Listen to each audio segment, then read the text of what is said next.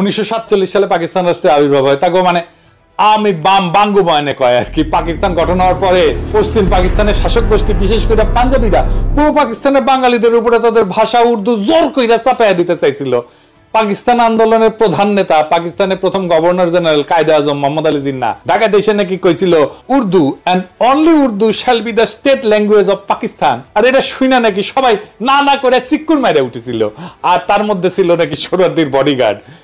জিন্নাহ এই বক্তৃতা দেয় 2 জায়গায়। 21শে মার্চ রমনা রেস করছে বিশাল জনসভায়, এবং সেই বক্তব্য কোনো প্রতিবাদ হয় নাই, বরং উচ্ছ্বসিত হয়েছিল জনগণ। উনি কইছিলেন, ইংরেজিত কইছিলেন, কি কইছিলেন নিজেরাই শুনেন। Leave no doubt that the state language of Pakistan is going to be Urdu and no other language.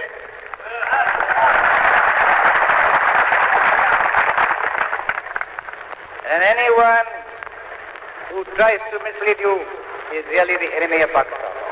Without a state language, no nation can remain tied up solidly together and work together. Look at the history. Every government has got to have some state language.